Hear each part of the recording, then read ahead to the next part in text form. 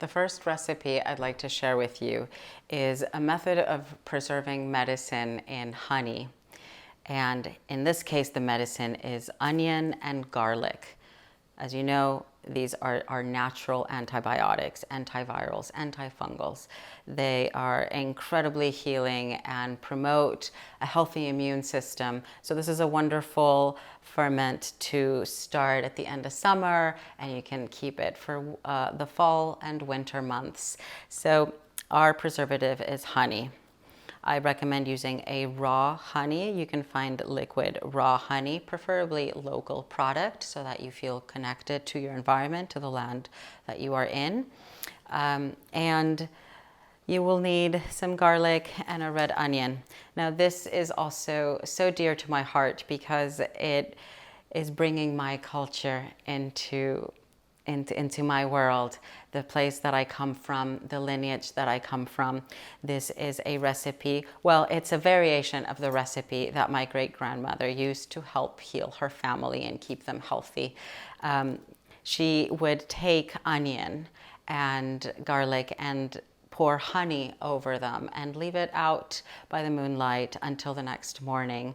And then that liquid, that syrup, was then bottled and given to the kids. And it really helps boost the immune system. You could also pour it in tea, but this is how I grew up. My mother would give me this tonic, this little syrup, whenever I started feeling under the weather. So it's a really wonderful way to keep the immune system strong and going. As you know, the onion and the garlic have heat. They really stimulate the digestive fires. So it's also about getting that fire inside that stimulates the circulatory system and literally moves blood. So I'm going to start with this onion, and you just want to slice it not finely. You can just make rounds of onion. Just skin it. And you can use any type of onion. I like the red onion because it just makes the syrup beautiful pink color. But, well, not just that, because it's a really strong onion, and I just love it. So, as you can see, I'm just gonna slice it.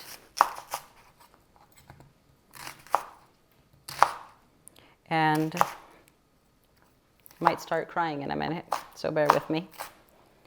I'm just going to use the half onion. I'm doing a small batch. You need a mason jar. And I've got a few garlic cloves, about, I think there's about 10 here. So we can do some onion and garlic. Here comes the tears.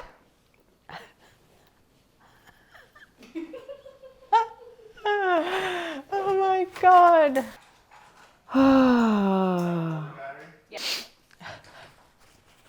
She told me I was fat.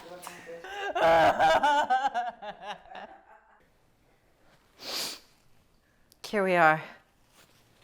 The medicine is already working. It's already moving, emotion and fluidity.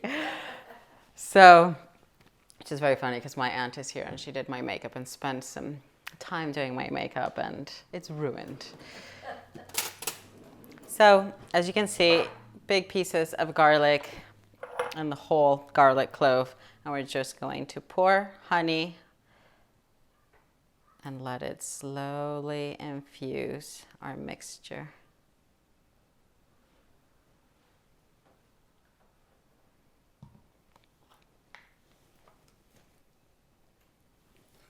You can take your spoon and press it down.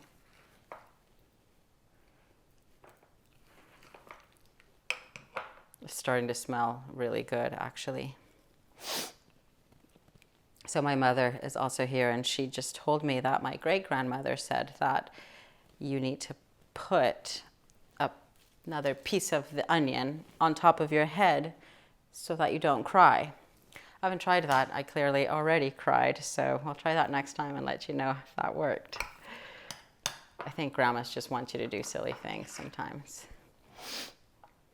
Okay.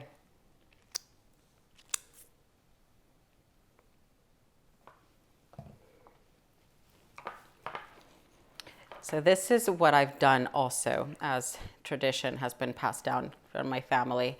Whenever my kids were starting to get sniffly, I would do this exact thing, putting the more onion than garlic, mostly onion actually, and honey, and press it down, and then I would just leave it for a couple hours or even overnight, and then all the onions start releasing the medicine, releasing its juice, its liquid. And so I would take that and pour it out, strain it, and then give them that syrup, and it works incredibly well.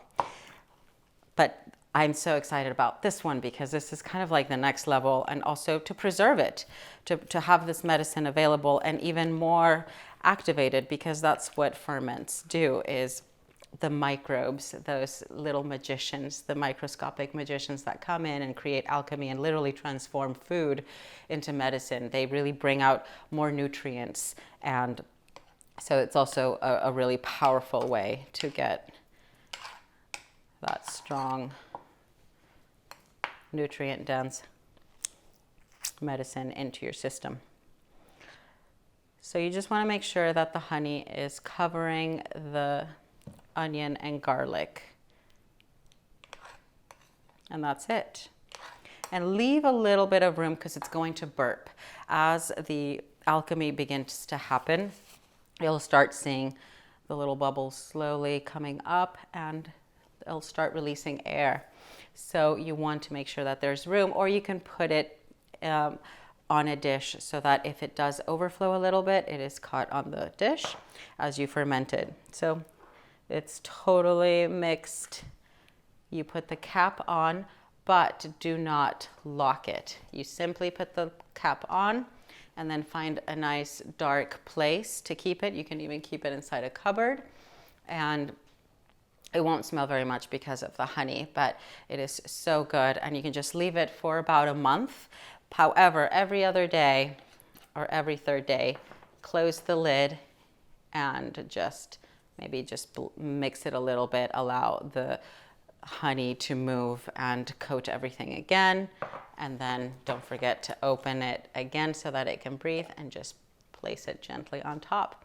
And it's that simple. And the way that you would use this then, after a month of fermentation, you can take a garlic clove, literally, if you're not feeling very well, and just pop it in your mouth and eat it. It's going to be much, much softer because it's not raw.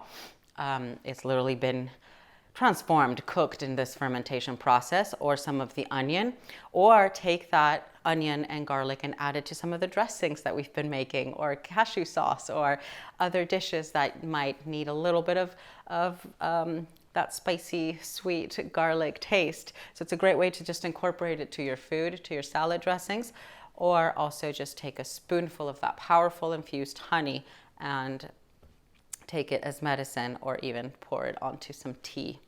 So there you go.